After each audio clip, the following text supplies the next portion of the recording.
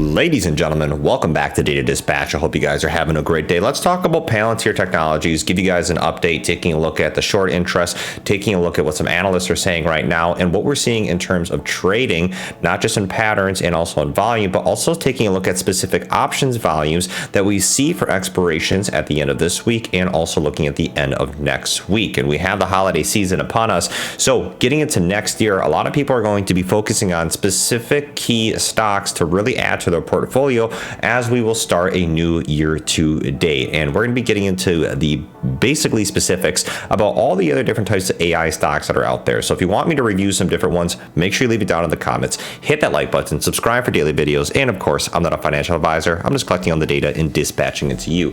Now let's pop it up on the screen here, talk about Palantir Technologies and where we're sitting at right now. Now Palantir closes here at $17.95. And what we've seen is basically some consolidation over the previous few days, which isn't necessarily a bad thing. Building support and some foundation here around the 18s is really critical to test those recent resistance zones that Palantir has tested and it has even broken out before.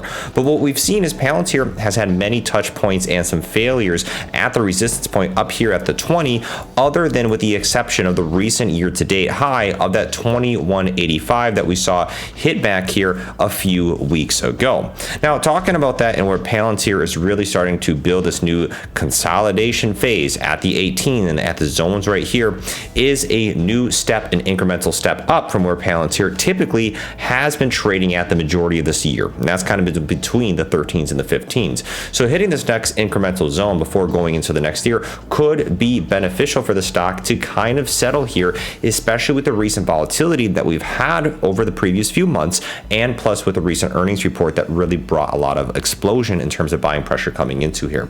Now, quickly looking at the options, what we do see for options at the expiration for the end of the week is a ton of call volume. We see 22,000 in the call volume at the 18.5 strike price and even over 10,000 at the $19 strike price. Continuing on into next week for expirations, we see those strike prices at the 18.5 and at the 19 continuing to be in the 1,000 and really outbeating the put volume. What this is really telling us in terms of the short term, not the long term here, we'll be talking about that in a few minutes, but is basically people are taking a bullish perspective, confidence that the stock will continue to increase in price. And this does continue on as we see with the Palantir Technologies with the short interest is actually the short percent of the float has fallen 17.5% since its last report. This is in basically continuation and gives an incentive on how a lot of institutional and retail investors are looking at the stock, thinking that it's going to increase in value over the recent time. Now with that, the company has also reported that it has 121.15 million shares sold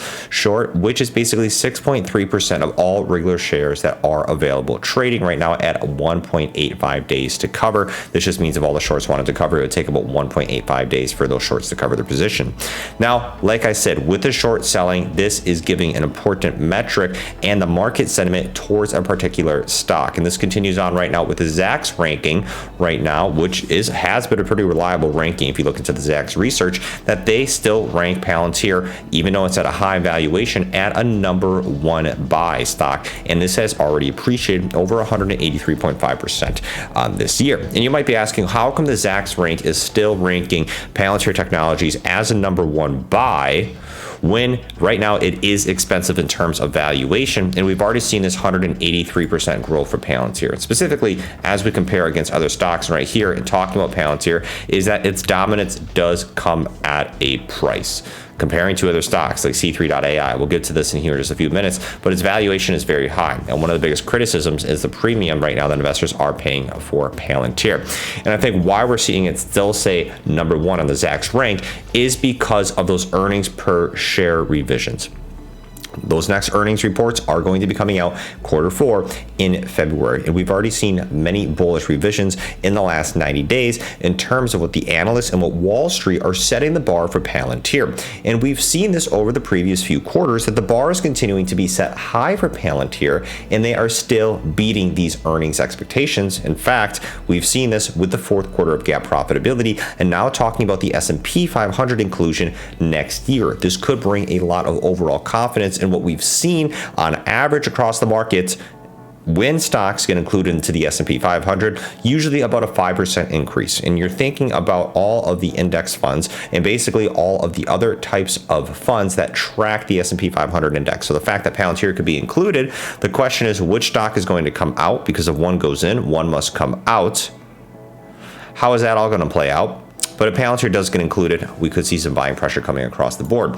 Now, talking about that, what we're seeing on Yahoo Finance right here, what we're seeing from the reports is that Palantir is still continuing to be one of the top AI stocks, not just for this year, but going into 2024. A lot of people are taking a bullish position on this, especially with Palantir that has recently continued to diversify its commercial clientele, basically continuing its partnership with UniCred right here. We saw its partnership with Plascred, getting into different industries like the healthcare industry. So Palantir is really utilizing not just its governmental contracts as kind of a sole revenue generator, but now with the AIP Bootcamp and basically having that as a trial for free for potential clients, they are expanding their customer basis.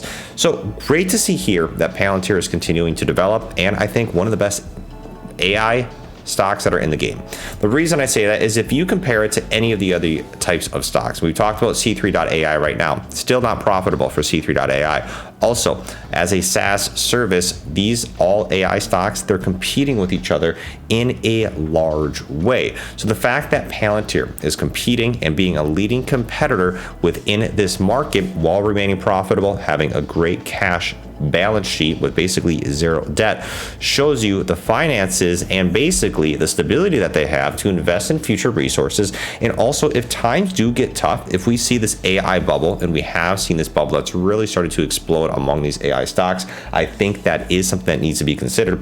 Once a correction could happen, and not, it could easily happen at any time that we see among all the other AI stocks, because we have seen a large explosion into 2023. If there's any big change in market sentiment, we could see a large correction from this AI bubble that people are coining. Palantir as a business has a lot of stability behind it, and that's why I like it personally, is their financials. Not considering the stock price at all. If Palantir has a big dip, I think there could be great entry points for long-term growth metrics, in my opinion. Now, talking about that, there have been lots of changes within these AI stocks in general and with the stock market. But one thing that we do know from a global market perspective is that the interest rates will be continuing to be cut.